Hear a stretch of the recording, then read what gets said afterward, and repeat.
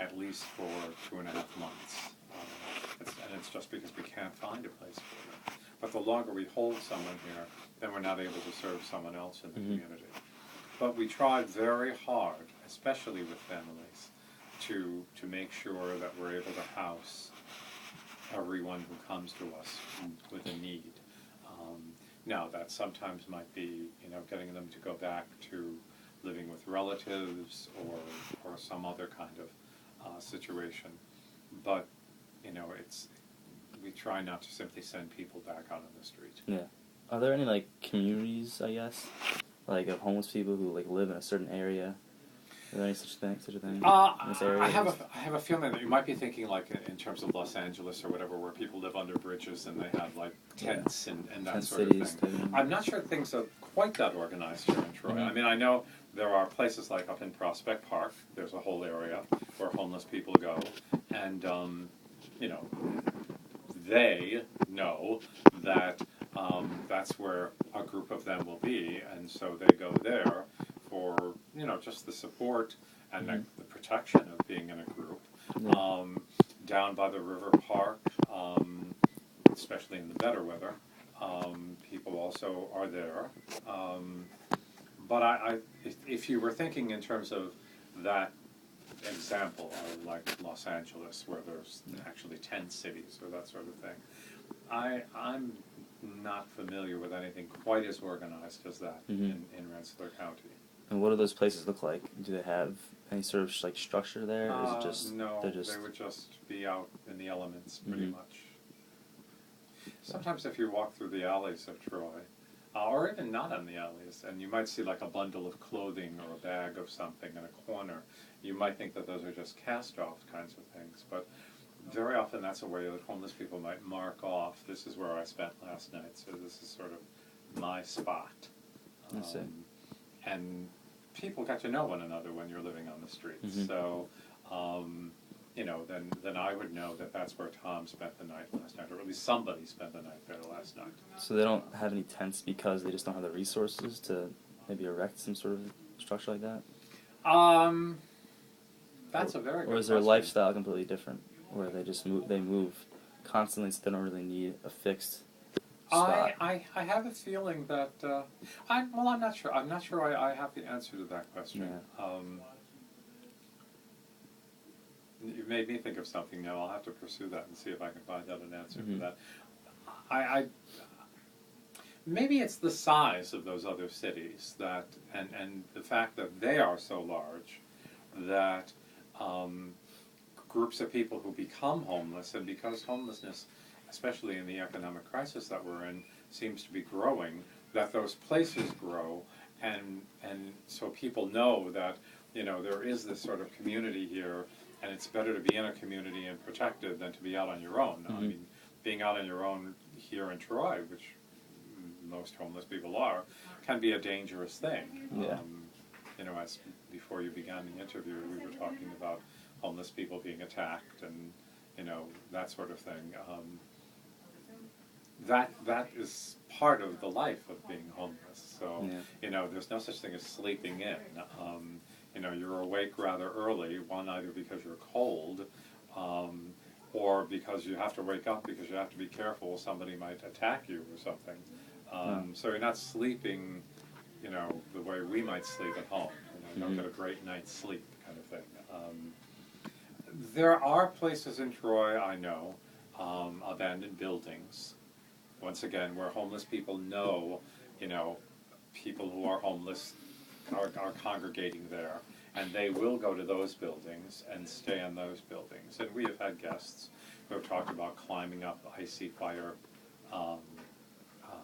escapes, in the wintertime, and to get into buildings. And obviously, if these buildings are not occupied, we're not talking about tech park buildings. We're talking about old buildings who maybe have even been condemned.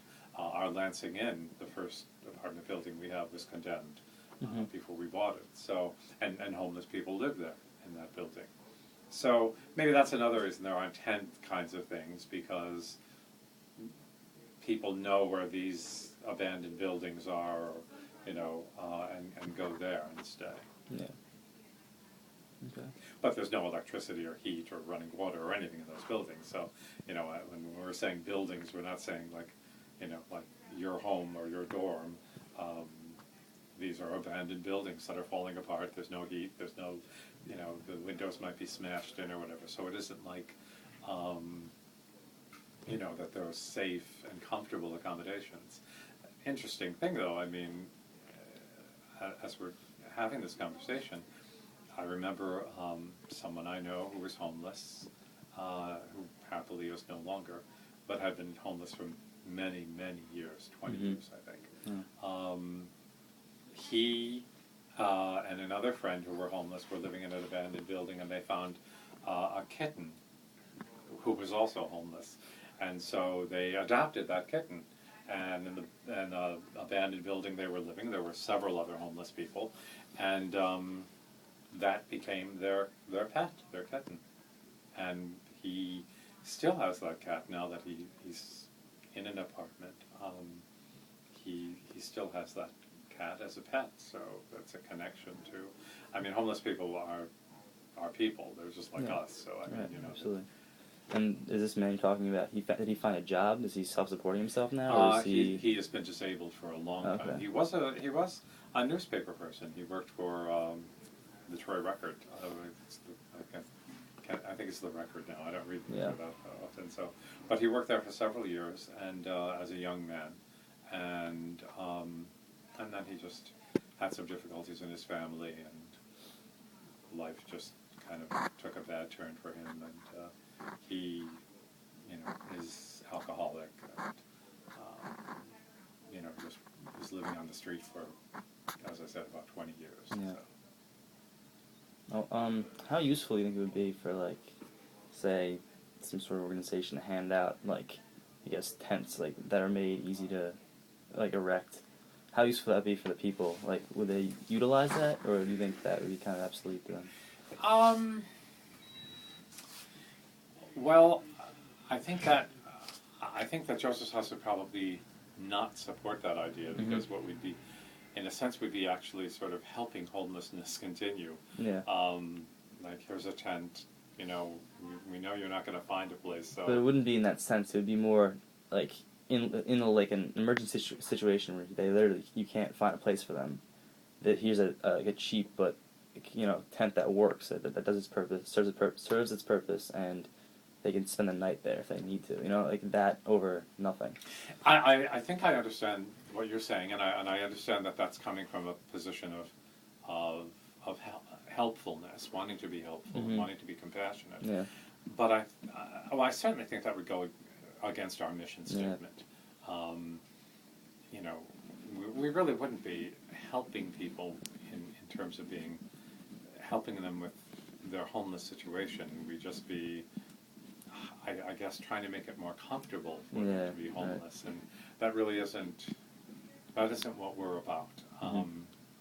On the other hand, I mean, we have had people, especially during the wintertime, staff members who will drive around the streets, and if they see people who, you know, either refuse to come to us to use our services, or because we're full and we just don't have any place, we'll give blankets to at least help keep people warm.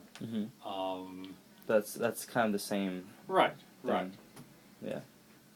But I think a tent. It's one thing to give somebody a blanket. At least from. This is an interesting thing. I'll have to bring this up at a staff meeting or something.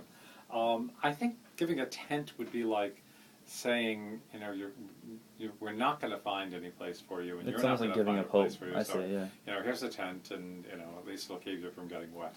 You could look at it that way. That would not ring well with our mission statement. Right.